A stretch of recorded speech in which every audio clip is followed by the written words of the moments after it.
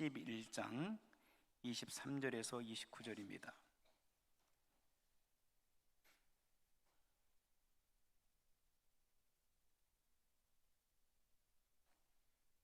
고린도전서 11장 23절에서 29절까지 제가 한 절 읽고 여러분 한 절 읽으시겠습니다.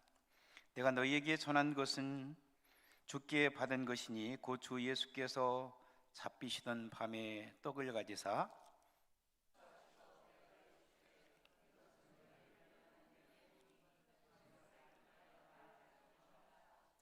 식후에 또한 그와 같이 잔을 가지시고 이르시되 이 잔은 내 피로 세운 새 언약이니 이것을 행하여 마실 때마다 나를 기념하라 하셨으니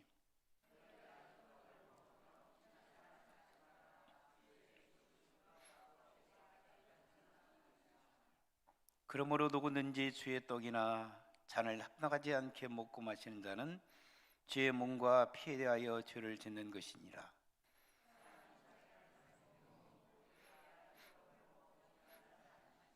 함께 읽습니다. 주의 몸을 분별하지 못하고 먹고 마시는 자는 자기 죄를 먹고 마시는 것이니라. 아멘.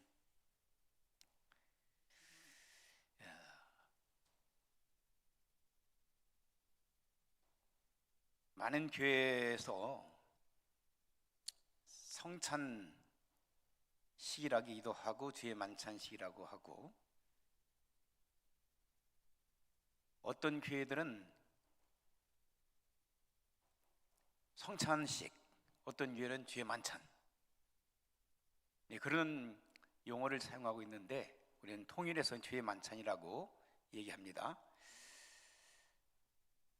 교회들마다 주님의 만찬을 다양하게 합니다. 어떤 교회에서는 매 주일마다 주의 만찬식을 합니다. 어떤 교회에서는 한 달에 한 번씩 합니다. 어떤 교회는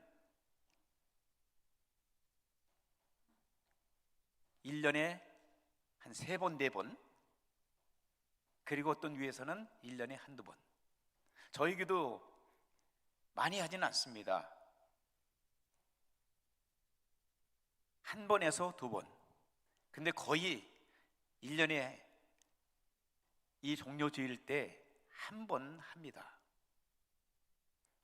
왜냐하면 잘못하면 이 주님의 만찬이 그냥 행사로 끝나는 경우들이 많이 있어요.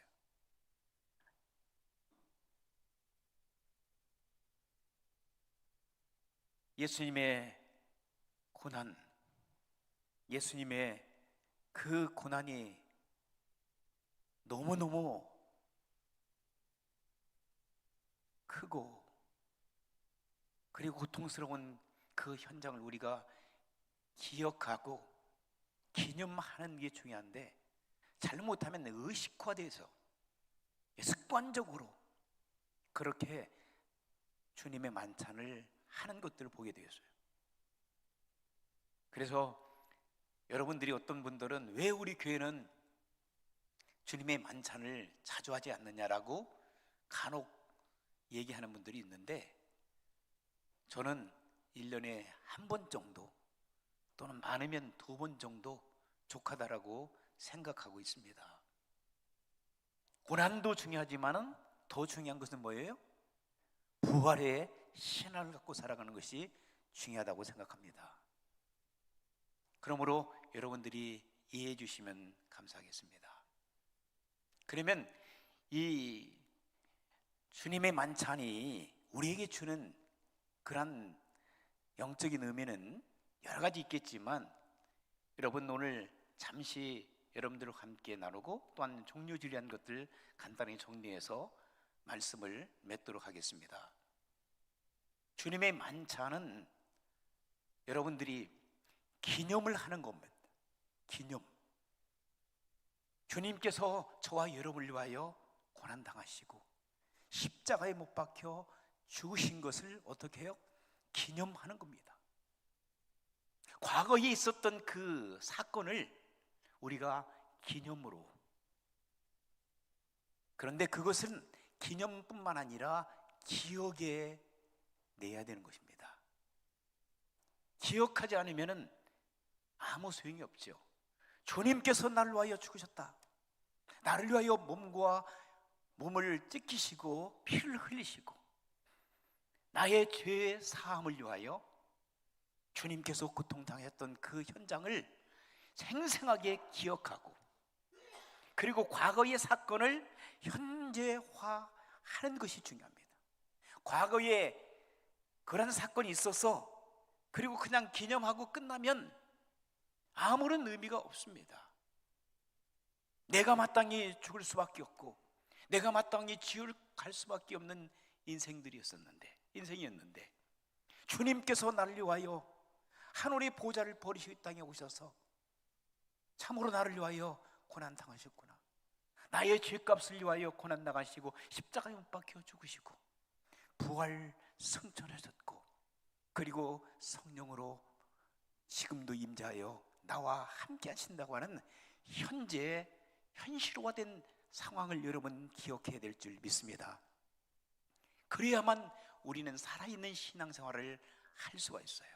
그렇지 않으면 주님께서 나를 위하여 십자가 죽으셨대라고 하는 과거 집착증에서 벗어나지는 못해요.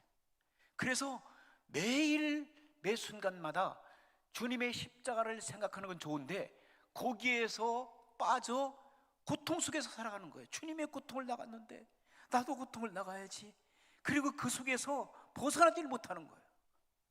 부활신앙을 갖는 것이 아니라 죽음에 대한 그 죽음신앙을 갖고 살아가는, 고난신앙을 가지고 살아가는 경우들이 많이 있다는 사실이에요.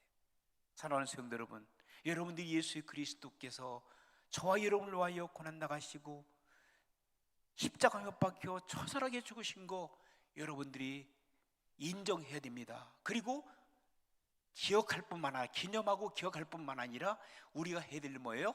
감사해야 됩니다. 감사하는 신앙으로 바꿔야 됩니다.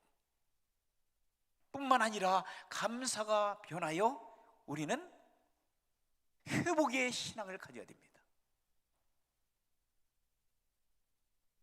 왜 우리 주님께서 저와 여러분들을 위하여 죽으셨나요? 우리의 죄를, 우리의 죄값을 사하시기 위하여, 우리의 죄를 도말하시기 위하여, 우리를 하나님의 자녀로 삼아 주셔서 영원한 천국으로 우리를 인도해 주시기 위하여 하나님의 자녀의 삶을, 의로운 삶을 살아가 이 땅에서 하나님 나라를 만드시고 하나님 나라를 확장하시고, 그리고 이 땅을 떠날 때에 주님의 나라로 인도해 주시기 위하여 우리 주님께서 십자가 사건을 우리에게 선물로 주신 줄 믿습니다. 그러므로 사랑하는 성도 여러분, 여러분들이 그것을 꼭 기념하고 기억하고 감사하고, 그리고 마지막에는 여러분들이 회복의 역사를 가져야 된다는 거예요. 그 뜻이 무엇이냐?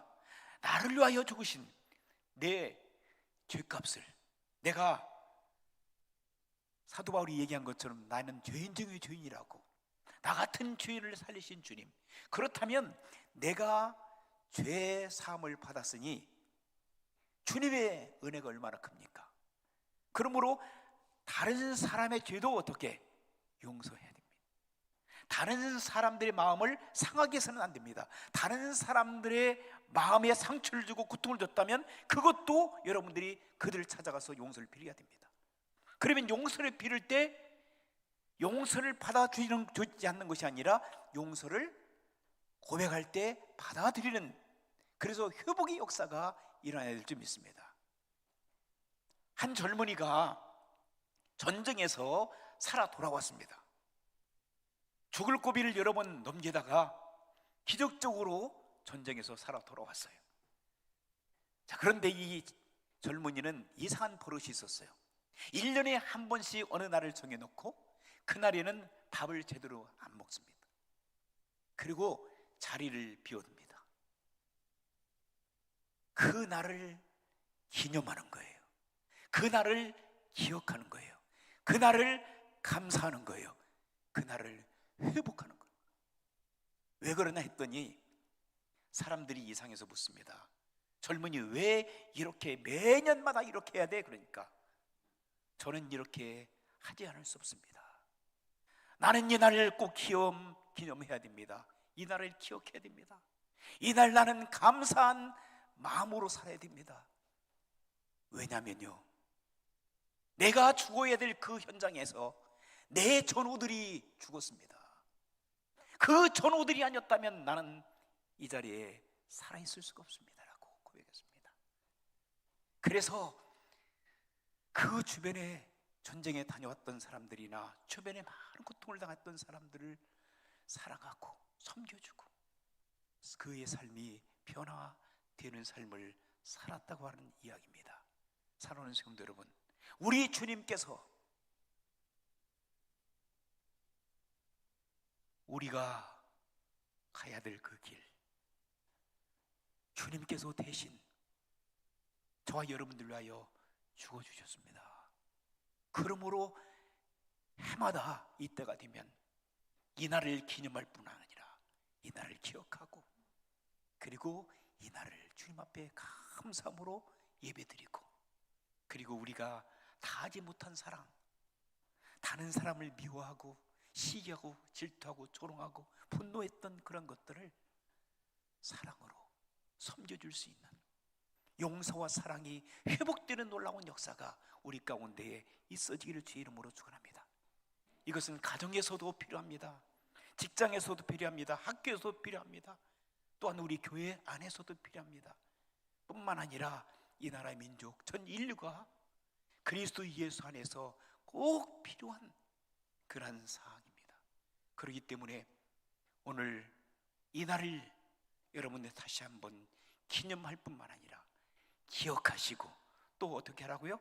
감사하시고, 또한 영적인 회복의 역사들이 여러분 가운데 있어지기를 주의 이름으로 축원합니다. 이제 종료주일이라는 것을 잠시 말씀드립니다. 종료주일은 예수님께서 주시기 이전에 예루살렘으로 입성하는, 예루살렘으로 예수님께서 죽음을 앞두고 이제 입성하실 때에 사람들이, 거기에 살고 있었던 백성들이 예수님을 어떠한 메시아로 생각했냐면 정치적인 메시아로 생각한 거예요. 그래서 예수님이 정치적인 메시아로 오셔서 로마로부터 해방시켜 주시고 왕으로 오셔서 우리를 다스려 주시는데 평화의 왕으로 오실 것을 그들은 기대했습니다. 그렇기 때문에 백성들은 종려나무, 올리브 나무 가지를 꺾어서 바닥에 이제 뿌리고, 그리고 호산나 호산나 다윗의 자손이여, 주의 이름으로 오시는 자 호산나 호산나 다윗의 자손이여 외치면서 이를 찬송하리라고 외쳤던 그 사건, 이런 행사가 종려 행사였습니다. 그런데 말입니다, 이들이 외쳤던 호산나라고 하는 의미는 뭐냐면은 지금 우리를 구하소서라고 하는, 우리를 구원해달라고 하는 외침입니다. 정치적으로 말이죠. 그런데 종려주일에 대한 의미를 가만히 보면은 거기에 몇 가지 의미가 있어요. 첫째는요, 겸손하게 오시는 예수님, 하늘의 보좌를 다 버리시고 이 땅에 겸손하게 오시는데, 다른 왕들처럼 왕관을 쓰시고 그리고 백마를 타고 오신 것이 아니라 예수님께서는 어떻게 오셨어요? 그 나귀를 타고, 비틀거리는 그 나귀를 타고 겸손한 모습으로 세상의 죄를 짊어지시고 겸손한 어린 양의 모습으로 예수님께서 입성하셨다는 사실이에요. 그리고 두 번째는요, 예수님께서는요 평화의 왕으로 오셨지만 예수님은 웰컴, 환영과 그 다음에 대적의 순간이 거기에서 이루어졌습니다. 자, 예수님께서 평화의 왕, 구원자로 예루살렘으로 입성하시는데 입성하실 때는 그렇게 입성을 하시면서 환영을 받았는데 얼마 후에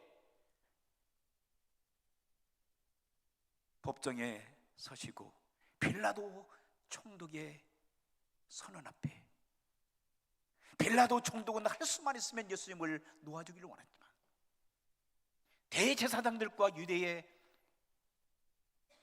서기관, 바리새인, 율법사들 그리고 유대인들은 한결같이 뭐라고 했습니까? 바나바를 놓아주고 누구를 못 박아? 예수를 못 박아 죽여버리라고. crucify him, crucify him. 죽여버리자고 하는 악한 마음들이 그들에게 살았습니다. 한쪽에서 그들이 예수님이 입성하셨을 때, 예루살렘으로 입성하실 때 호산나 지금 우리를 구원해달라고 외쳤던 그 사람들이, 그 무리들이, 한쪽에서는 그들이 잠시 후에는, 얼마 후에는 예수를 십자가에 못 박혀 죽이라고. 한쪽에서는 구원자, 한쪽에서는 살인자. 그들은 한 사람이었을 수 있습니다. 우리들의 모습은 어떻습니까? 예수님을 우리는 잘 믿다가도 내가 불이익을 당하면 언제 예수님을 믿었냐는 신이, 예수님을 버리는 신앙은 우리는 갖고 있지 않습니까? 세 번째 종료의 의미는, 종료주일의 의미는 정치적인 메시아가 아니라 죄와 사망에서 우리를 구원하신 구원자 메시아로 오셨다는 사실을 잊지 마시기를 주의 이름으로 축원합니다. 우리 예수님은 여러분의 주인이십니다. 여러분을 위하여 죽어주신 구세주가 되십니다. 예수님을 믿지 않고는 구원 받을 수가 없습니다. 죄와 사망의 법에서 우리를 구원하신 우리 예수님을 꼭 기억하시고 평생 동안 흔들리지 않는 믿음을 가지고 주님 앞에 어렵게 살아가는 주님의 귀한 자녀들이 되기를 주의 이름으로 축원합니다. 이제 오늘부터 종료주일 이후부터는 고난 주간이 시작됩니다. 이제 금요일 날 십자가에 처절하게 못 박혀 죽으시고 3일 후에 부활하십니다.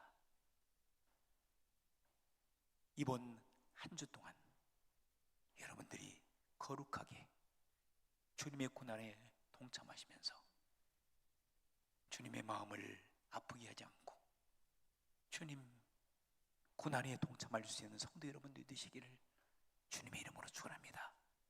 그래서 다음 주일날은 사망과 죽음을 이기시고 부활하신 우리 주님을 마음껏 찬양할 수 있는, 주님이 부활하셨습니다라고 외치는 부활의 신앙을 가지고 다시 만나 뵙기를 주님의 이름으로 축원합니다. 기도하시겠습니다. 하나님 아버지 감사합니다.